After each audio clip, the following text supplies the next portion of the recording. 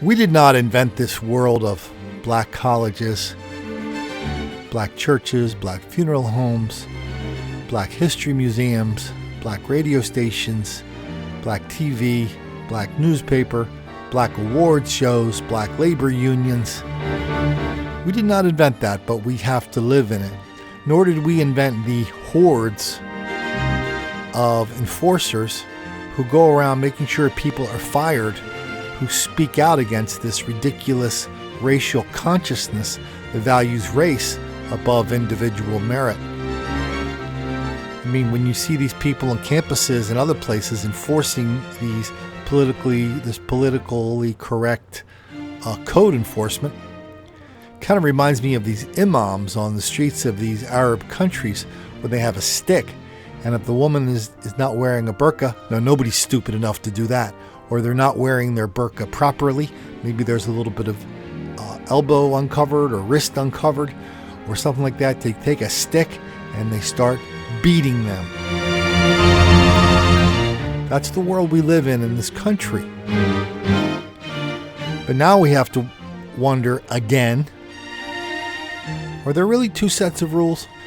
Well, check out this story about a black teacher in Oklahoma who said everybody in Oklahoma, all the crackers or hillbillies or rednecks in Oklahoma, should die from a tornado. And all of a sudden, the local TV news discovers the First Amendment and the Christian virtue of humility. But then let's take a look at 4 recent cases of white teachers, white public officials doing the same thing with an entirely different result. Well, you know, last night's election had a lot of people sounding off on social media, but one particular post caught our eye. Tonight, a Metro teacher and coach is backing away from the explosive rant he posted on Facebook.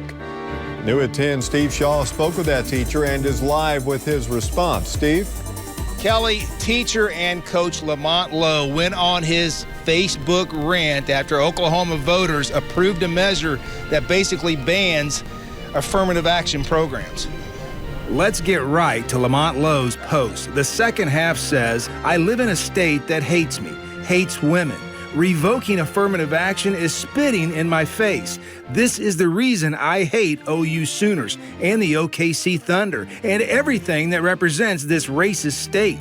Die, Oklahoma. Hope a tornado blows away the Capitol and all the rednecks in it. An hour after we brought Lamont's paragraph of hate to the attention of the Oklahoma City School District, we got this response. OKCPS is very disappointed and saddened by the teacher's post. We do not agree with or support his comments, but we do recognize his First Amendment right to freedom of speech. Lamont Lowe is still a teacher and a volleyball coach, and he's supposed to be a role model at Southeast High School.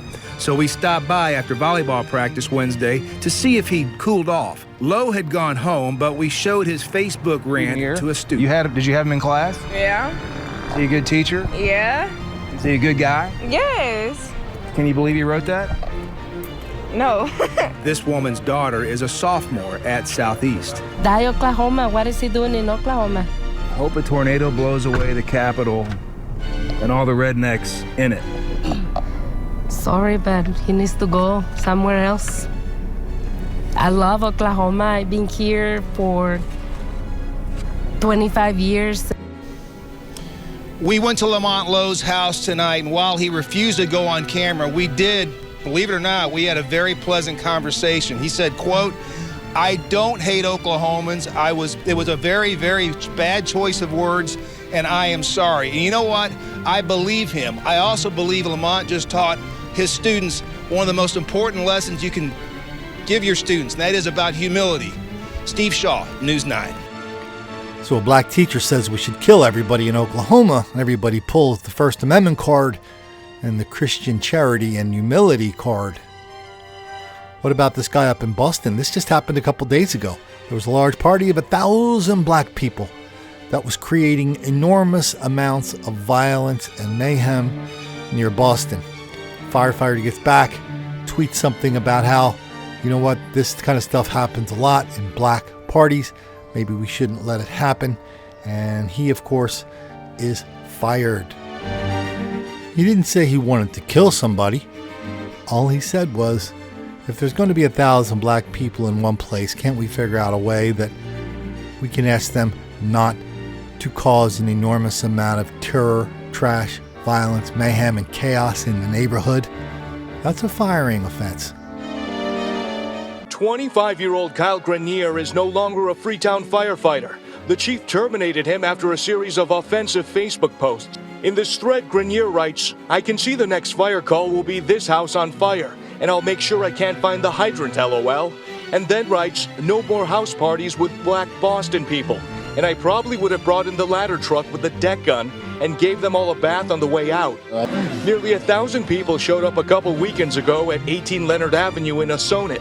Unless your neighbor Edward Quinn. This is a neighborhood, not a nightclub. Or this neighbor who did not want to go on camera. Do you like music and swearing and people fighting and urinating all over your land? They called Freetown police to complain. I couldn't sleep that night after that. By the time officers arrived early Sunday morning, they estimated close to 1,000 people showed up. However, no arrests were made and no one was cited. We chose no injuries and no property damage to be our primary goals. But now Chief Carlton Abbott says the organizers are going to be charged. Disturbing the peace, keeping a disorderly house, and because admission prices were charged, we're looking at lack of an entertainment license. Complicating matters, Lochard's sister went on a Twitter rant mocking the police after the party. One of the tweets was a brag about shutting down the town. The chief says Grenier served as a part-time firefighter for 5 years, but says they are now moving on. I think it's too egregious what he did. It can't be tolerated. He has to learn a lesson. A Texas elementary school teacher has been fired after writing on Facebook that she was almost in support of racial segregation following a controversial police incident in McKinney.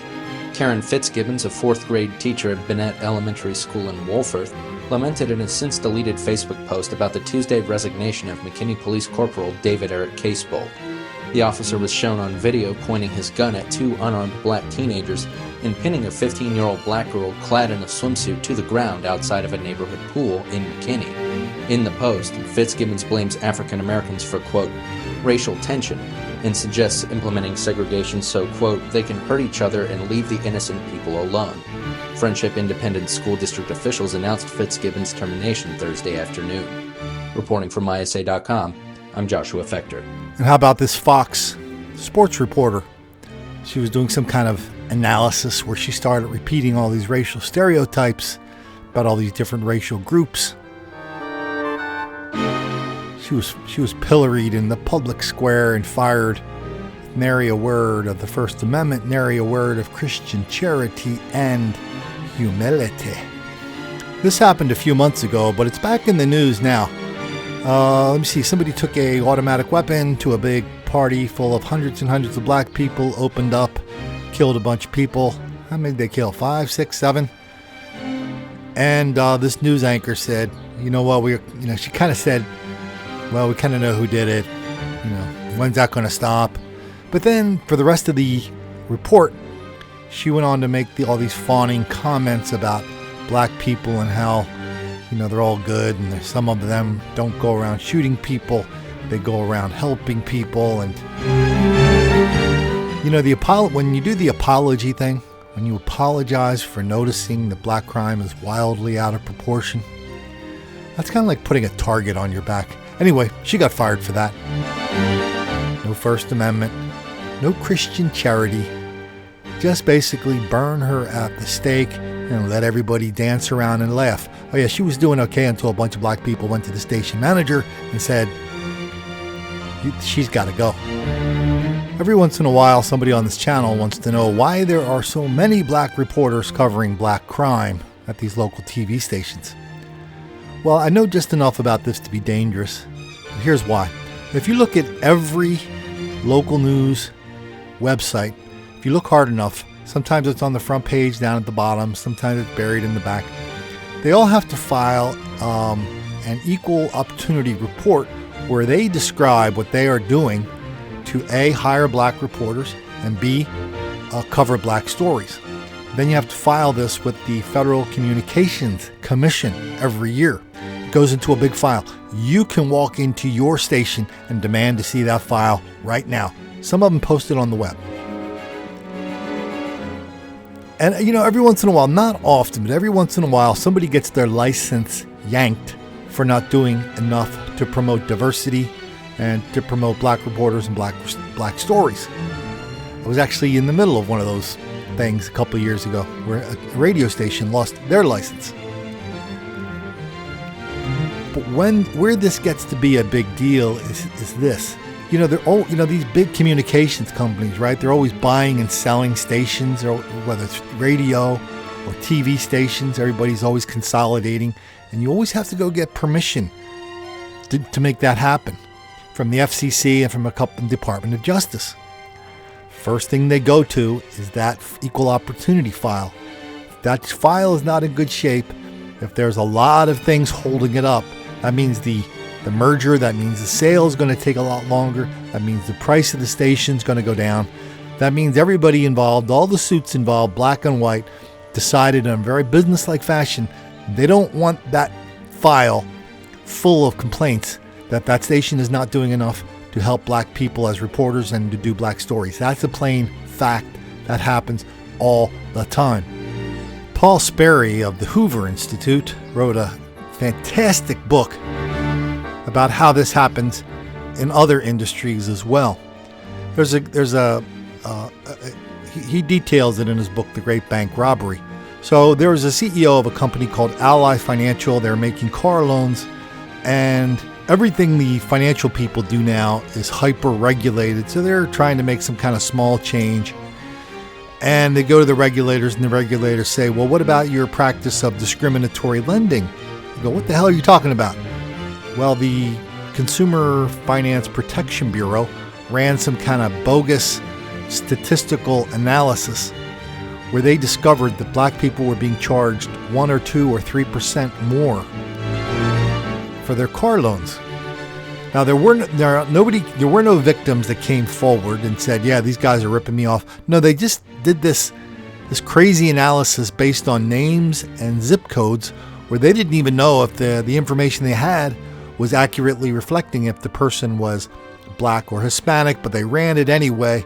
And they said, listen, unless you give us, what was the number, 70, 80, $100 million, something like that, unless you agree to pay the fine to the Consumer Protection Finance Bureau, one of Elizabeth Warren's brainchildren, we're not going to give you regulation. We're not going to give you approval for your other stuff. So the guy said, okay, here's your money. Give us the approval. They gave the approval. Then they took this fine and they started showing it to all the other lending companies, and they forced them to comply with these bogus racial rules. That's the nightmare scenario everybody in business wants to avoid.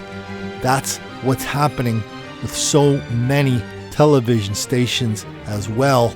The regulators are now out in force, reminding everybody of the new number one rule of communications and reporting and who gets fired and who doesn't. That rule number one is, of course, don't make the black kids angry.